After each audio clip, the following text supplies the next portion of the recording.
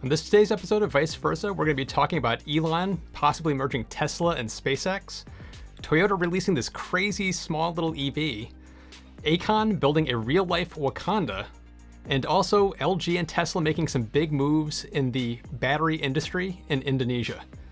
And as usual, I'm joined by Ricky from 2-Bit Da Vinci. How you doing, Ricky? Good, Matt. It was a good holiday season. I got a chance to spend some time with my mom and dad and stuff, and looking forward to having the show today. So you want to jump right into it? Yeah, sorry, I'm still hearing the playback from our video in my head, so I'll turn that off in a second. But Okay. Let's jump right in and talk about the very first story. This one is interesting. And by the way, the genesis of this, I think, is really amazing. And for a lot of you guys who are on Twitter and a part of the community, you got to know that the stuff that we say and our ideas and stuff really are getting traction. So Dave Lee on Investing, who's a YouTube channel that I follow on YouTube, he mentioned to Elon on a tweet, he says, "Hey Elon, we should form a large holding company that encompasses all of your different interests and call it X." And Elon goes, "I like the idea." And that's how this started. But the idea really is similar to the analogy of Google, what they did with Alphabet. Although, and I think you'll jump into this, Matt, it's kind of apples and oranges. The comparisons aren't exactly probably fair. But the idea is, imagine a large conglomerate called X that would be the larger holdings company that would be the owner of Tesla and SpaceX. And there's probably some interesting reasons there for bookkeeping purposes as far as like sharing costs between the companies. You know, SpaceX with some of their sightings and stuff are going to be using the Cybertruck, and so that might help them there. There's also some other synergies with Neuralink and some of the software parts as well. So the idea is, what if Elon was able to take Tesla private again in a way by owning it in a part of this bigger picture? What's your take on this? This one to me was kind of a fun thought experiment. Like, well, what if they went under one giant umbrella and Elon had more, because kind of a conglomerate, but it doesn't make sense to me because Google did this because it was properties they owned.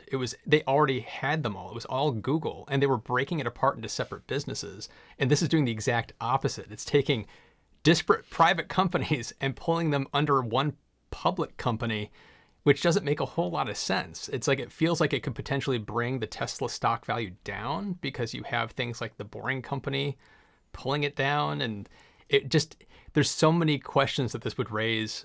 And I think it would be so complex. On top of which, Elon has said numerous times, I'm surprised he said this is an interesting idea, because he has said numerous times how he wishes he hadn't taken Tesla public. And it's like, he wanted to take Tesla private at one point, and he probably still does.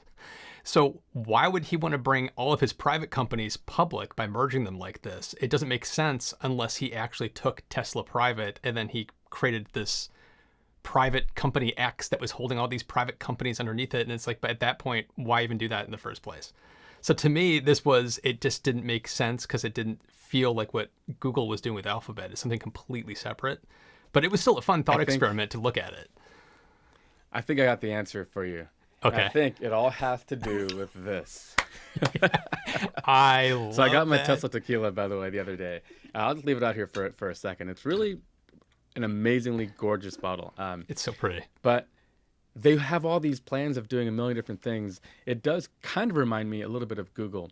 So part of why Google did the Alphabet kind of spinoff is because Google, we were joking about this before the show, Google is a search company that has failed at a lot of other things. If you look back at their history of like chatting applications, they have Google like Messenger and Meet and Allo and Voice, and they've tried so many different iterations of it. So I think what their shareholders were saying was, why don't you take your R&D experiments and go spin off something else? Why should that hurt our bottom line in terms of like the money printing machine that is Google search? So yeah, I mean, I think Tesla does want to do cool stuff like marketing, gimmicky stuff like this, where they're kind of like Supreme. They kind of remind me a little bit of Supreme, where I feel like Elon lays in bed and goes, what would be a crazy cool thing we could make like 10,000 of and charge a ton of money for it? And the flamethrower comes to mind, the surfboard. So I'm hoping, by the way, that they do this every year. And I already told my wife, I didn't buy the flamethrower. I didn't buy the borings. I'm going to do it in the future. So as far as, the point of this, yeah, it's interesting.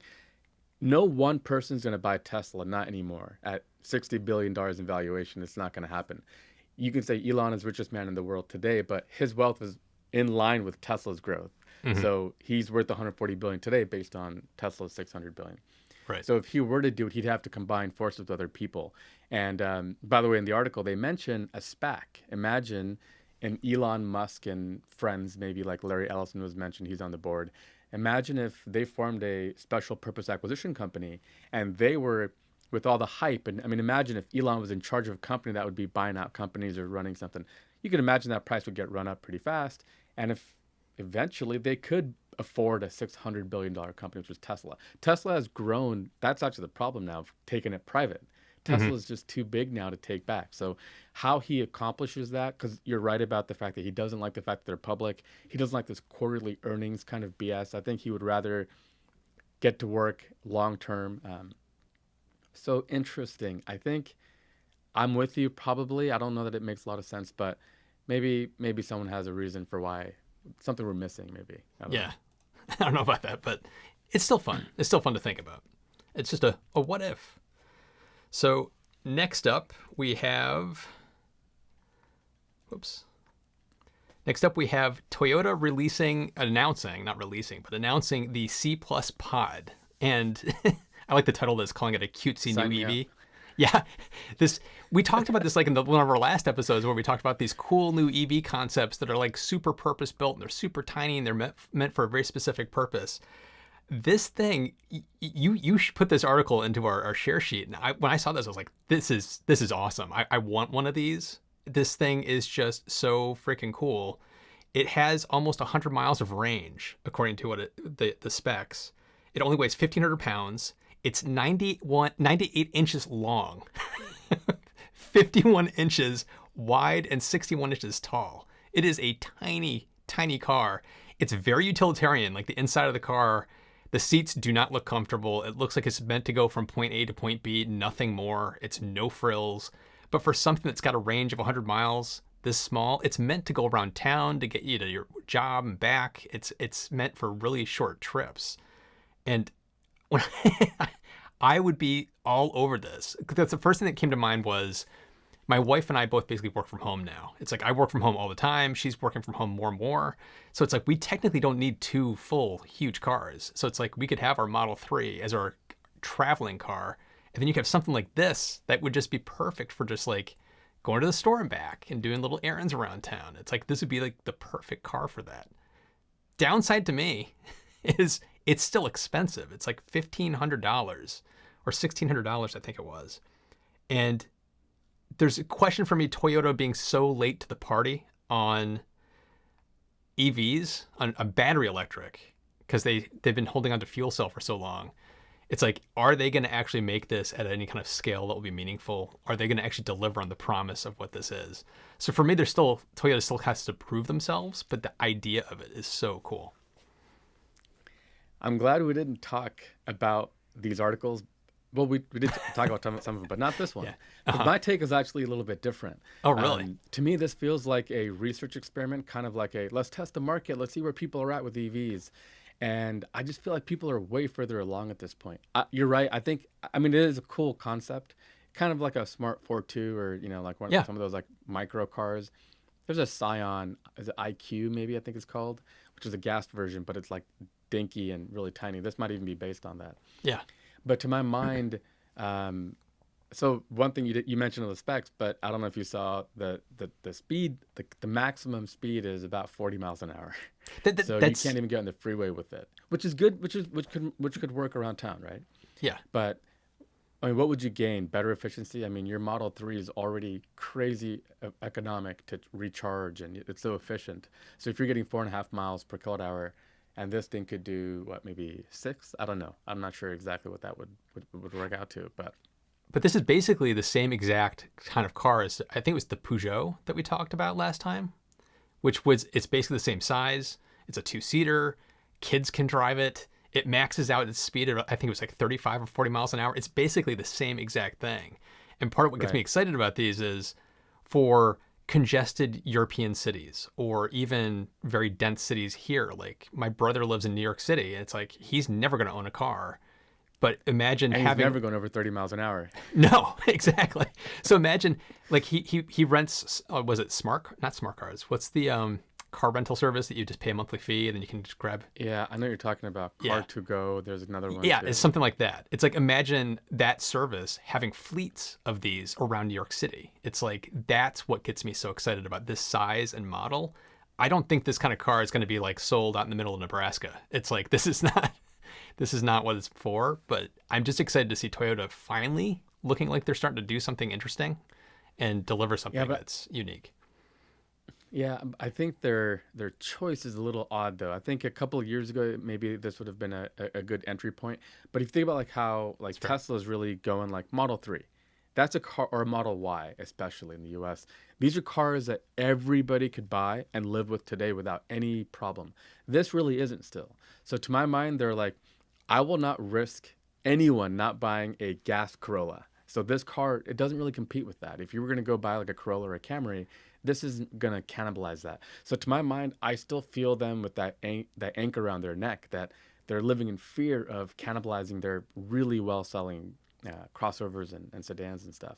So I'm with you. I think it would be cool. I'd love to drive one. I think it'd be so cool to Yes. like drive it through like, like It's just a big golf cart. That's essentially what it is. I wonder if it's zippy. It seems like it'd be pretty zippy, but Yeah.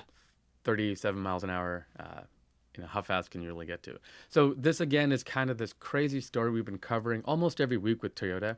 They're a really important player, and it's hard to figure them out, right? I mean, you're kind of optimistic with the story. I was kind of pessimistic, I think, but they've got their work cut out for them, and I think we should continue to just keep an eye on what they're doing. But this is interesting. It feels like have you heard of Tesla? They're making EVs that are normal. People Yeah. love them, and they're buying them as fast as they can make them. You don't need to be, like testing the market kind of a thing. Anyway, but maybe I'm I think I'm a glass half full. It's like I'm just happy to see them doing something with battery electric vehicles. So it's like if this works well, maybe they'll start to take it more seriously. let's hope, and Yeah. we'll cover more stuff. Hopefully, there's like the Mustang Mach E. To me, now that I'm waiting for the Yes. Toyota moment when Toyota builds a car like that. We'll talk about that on this show, Yes. but hopefully soon. 100%. So how about the next one? All right, this is a fun one. My my wife and my brother-in-law both shared this with me, and Akon hasn't really been in the news very much. I'm not sure I was a huge fan of him when he was around, but I remember he was around maybe in the 2000s. Rapper, hip hop artist Akon is planning to build a $6 billion real life. He calls it Wakanda in Senegal, which is the country where he's from. And this is interesting to me because I think of Africa as one of these countries, as a continent that is going to go through a lot of change. China is already, I don't know if you've been kind of following the news with China, but China is massively investing in Africa. They'll go to a place where there's like no infrastructure, and they'll offer to build the infrastructure and then the jobs and the plants and stuff. So China is already completely kind of like I kind of think it was like colonizing, like kind of a colonial move, but they are kind of colonizing Africa. But his plan is to build this really cool modern Wakanda, if you remember from the movie. And at the heart of this thing is going to be like renewable energy and sustainability. So the buildings are going to be very efficient. There's going to be like green spaces and maybe like roof gardens and solar panels, and everything's going to be very like close to carbon neutral. So there's a lot of really like interesting kind of things. And part of what makes this interesting for me is here's some pictures. Isn't that cool? It's beautiful. It's so great. Yeah. Part of and I don't think this is how it'll turn out, but he apparently the funding is kind of he's securing most of the funding, and they're planning to break ground in 2021 as far as that goes. But why I find this really fascinating is because I think Africa is going to have a lot to offer coming up. If you think about the battery supply chain side of it, we've kind of talked about cobalt and the Congo. That's a very unfortunate one. But there's others, like there's a lot of mining operations that happen in Africa. So I think the lithium-ion battery and electric vehicle, whenever you have kind of shifts like that, you'll have new power centers, and maybe Africa becomes a very investable place, and maybe there's huge levels of investment that happen over the coming decade or two, and you actually get to travel and visit the world of the real life Wakanda, which would be amazing. Yeah. Yeah. Yeah, the pictures are crazy. Yeah. It's so fun. I mean, when you put this in there, it just made me smile.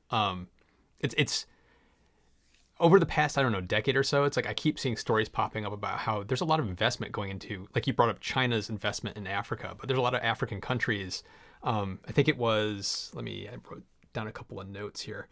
It was Nigeria, Kenya, and Egypt are all like becoming technology hubs on the continent. And so it's like more of these investments and growth opportunities and build outs like this are just going to help kind of help Africa as a continent turn the corner and become more of a major player in the world space, especially when it comes to technologies, the battery industry, EVs, whatever it is. It's like, it's great to see investment like this happening. And I'm really hoping that this turns out like those images, because those are gorgeous. And it would become not just a tech hub and a investment hub, but it could become a tourist attraction, and it could draw a lot of attention to those countries and really help spur investment further. So it's like super exciting for me to see this happening.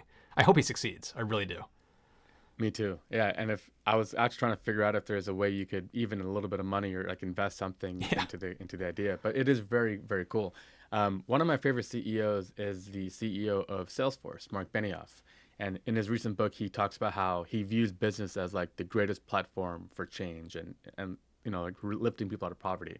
Mm-hmm. And I'm a huge believer in that. I think like donations and charity work is important, but build jobs, build business. And what's really interesting is Asia now is like the hot new market. If you want to make a lot of money, make a lot of new iPhone sales or new EV sales, you got to go into India and China and all these like really emerging parts. Africa is after that. So if you want to have more customers, you need more people who have like infrastructure and jobs and opportunity and better pay. Plus, you'll also have people who could run your factories. Imagine if like Tesla or somebody decided to build this mega factory in Africa somewhere. Right. And suddenly, like how that would change the entire landscape. I remember I was looking, I have a lot of family and stuff. I grew up in Lake Tahoe near Reno, Nevada. And when the Gigafactory was built, the homes in that area have like doubled in price, like over the last 4 or 5 years. And it's kind of that sort of a thing. When you have new jobs and new opportunities, the sky is really kind of the limit. And I'm really optimistic to see more parts of the world like join the modern world in terms of like building, manufacturing, production, and just generally being a part of the economy. Yeah, I love it. So jumping to the next. Story. Yeah, it's you a gotta fun. Have fun with this thing. Yeah. Well, the next one's also a little fun. This one, I love this. I love the movie WALL-E, and this just made me think of WALL-E when I saw it. But VW has unveiled a prototype of its autonomous charging robot. Now, besides it looking like WALL-E, I thought this was a really cool story because it's a unique take on how to solve the challenge around charging infrastructure in parking garages and parking structures and parking lots. Because I know you probably all seen it. Like you go into your local mall and there might be like a Volta charging spot at the end of one row. So you have a charger. You might have one like over by the store. It's like you have a handful of them. This approach is instead of building out like 15 custom charging spots, you basically build out a charging infrastructure that has battery packs and then a handful of these robots that come over, grab one of the batteries, and then tool it over to your car and then automatically charge your car. Now, let me pull up the video here. It's just a crazy little adorable robot. But the idea of having the charger come to you, it seems, I don't know why this isn't being done more. It's like, it seems so smart to me because then you don't have to worry about building out, 20 different unique charging spots because you only have to basically build out one charging infrastructure for all of the battery packs. And then you just have all these batteries going to where you are in the parking lot to charge you up while you're going shopping or going to get a bite to eat. So this is just, to me, it's like, it's not the ultimate solution, but it's like a piece of the puzzle. And it's so clever to me that I really hope that this isn't a look how crazy smart we are and they never come out with it. I really do hope that they come out with prototypes of this in some kind of parking garages as a test to see how well it works, because it's way too cool. It's little Wallies charging your car up. Come on. Very cute, definitely very cute. I almost think the cuter it is, the less likely they're actually going to build it, and it's more for like PR and stuff. I have two problems with this, and I'm curious what your take is. The first is these would be more batteries, right? So we would need batteries to be lugged around to charge a battery. So it's another step along the way. So in terms of efficiency losses and stuff. And plus now you have lithium ion battery demand that isn't even going to drive in a car, or I guess it could potentially provide grid stability, right? When you're not, Yep. these cars aren't being charged. Okay, so there's that, which is kind of Yep. cool. But you'd have to have this robot pick up a battery pack to then go and charge your battery pack, which means if like in the future we have 350-watt charging, you're going to have, 25 kilowatt hours, which I think is what some of those battery packs they were listing at, is going to get depleted pretty quickly. And then they got to go return to go charge. So like how much throughput you would have is kind of a question I would have. And whereas if you just ran like high voltage DC lines under the floor everywhere, charging is probably cheaper that way than it would be with batteries. You're gonna say something? I was gonna say, but this is like a specific use case. Like, imagine going to the airport. Like, I'm gonna be gone for 2 weeks. I can't park my car in the EV charging spot, leave it plugged in for 2 weeks, hogging that spot up. But I could park my car in the parking garage, and then on the day I'm returning back in, I could pull up my phone, pull up an app, and hit a button saying charge my car up before I get there. And like the hours before I get there, this little robot tool goes over to my car, plugs me in, charges me up, and then I have 50 miles of range topped off my car to get me home. It's like that kind of use case That's is a just great use case. so cool. It's like that's what gets me excited. I hadn't thought of that. That is a great use case. So now as I'm hearing you say that, I think we absolutely will need this because there's going to be scenarios like that. Right. But I kind of think the future really should be, and I'm not how expensive this would be, but like on the floor inductive charging. You remember Yes. the companies we talked to at Fully Charged? Yeah. I was shocked at how efficient they were. They were claiming around 94-95% of the power that you're using is actually going to the battery pack, which I thought was always a problem with induction. But the technology is improving. It's getting there. And to my mind, like how much would it cost when you're building like an underground structure or retrofitting? How much would it cost to have like induction charging every spot? And all you do is you pull up, park, and walk away. So upfront capital costs are probably higher compared to having like 10 robots that could take care of it. But as we have more EVs, you're going to have more cars that need it too. Yeah. So that would have to scale up. Today, when 1 in 10 cars is an EV, it's not a big deal. But what happens when 10 in 10 cars is an EV? You have to have a lot of robots and a lot of battery packs and stuff. But I'm with you though. The airport example is a great example of sometimes you don't really plan on occupying a parking spot, but you might just need it for a couple of minutes and then you could, okay. Touché, And it looks like touché. Wally. Come on. It Who doesn't want does. a little Wally rolling around the garage? That'd be kind of cool. You know, it'd be kind of cool though, is an intimidating robot. I want to see like a little like one of those Japanese fighting robots. Like, what do they all have to be cute? A we've seen Gundam cute coming robots. out. Let's have, yeah, exactly. And it's just a. Jeez. No, I think maybe the cute robot maybe translates better for investors and stuff. All right. So the next one's up. That'd be you. All right. So I have 2 articles I wanted to show you guys, and they're related, and actually, interestingly, kind of ties to my earlier topic of Africa and investments in terms of battery supply chain. But LG signs a massive $10 billion deal to make batteries in Indonesia, and at the heart of the reason for this is because Indonesia is a huge exporter of nickel, and nickel is one of those stabilizing agents in batteries that probably are going to be in batteries for years to come. We're trying to get rid of cobalt, and the cobalt levels are going down, which is really good because of how the geopolitics of it. But nickel is probably going to be in batteries for the long term. And Indonesia is a big time exporter of nickel.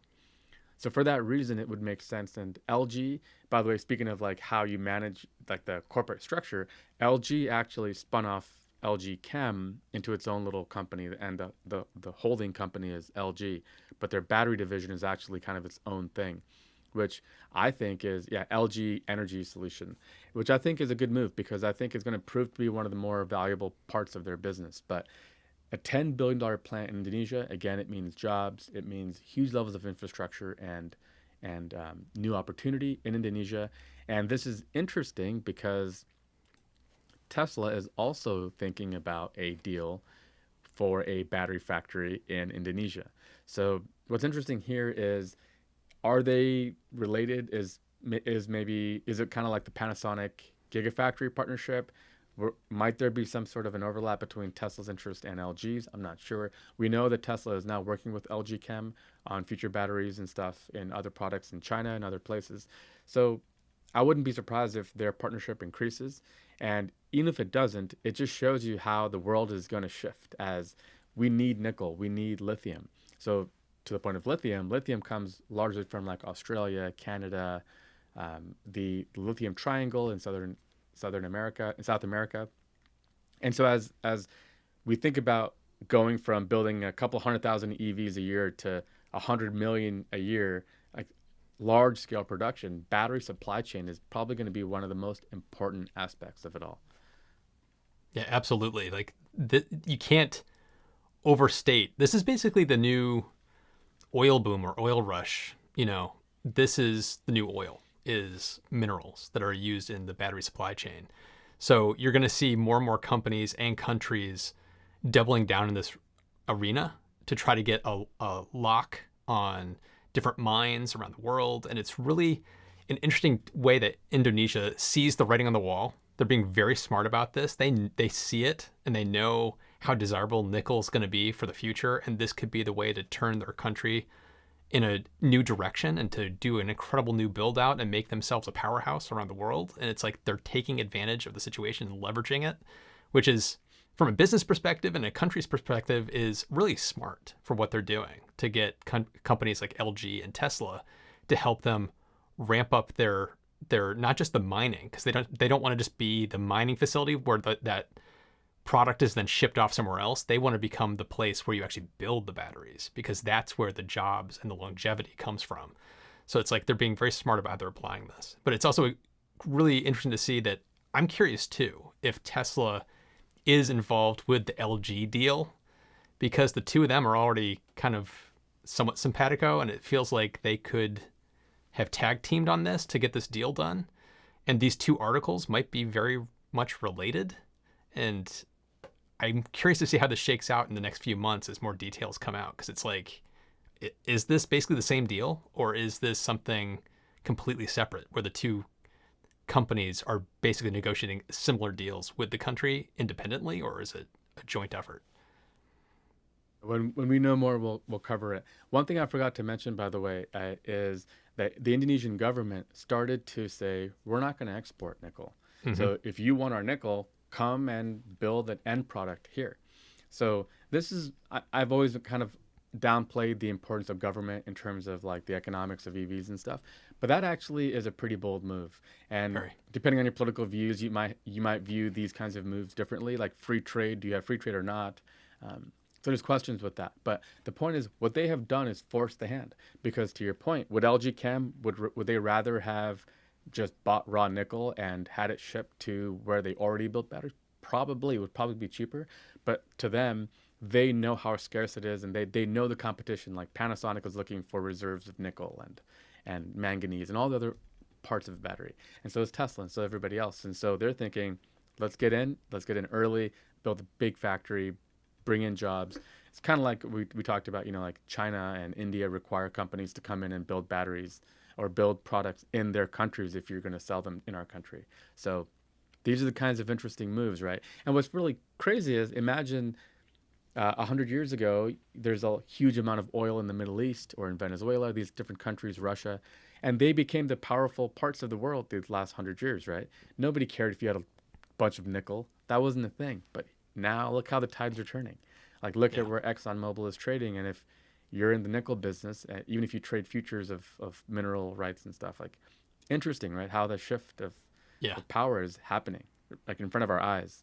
Which is why I think Indonesia is being very smart in how they're playing this, by requiring, you can't strip mine our country and just take it elsewhere. You have to build out here. It's like, that is very smart, because it's going to help them build up their economy in a way that it hasn't been to this point, because this is the new oil.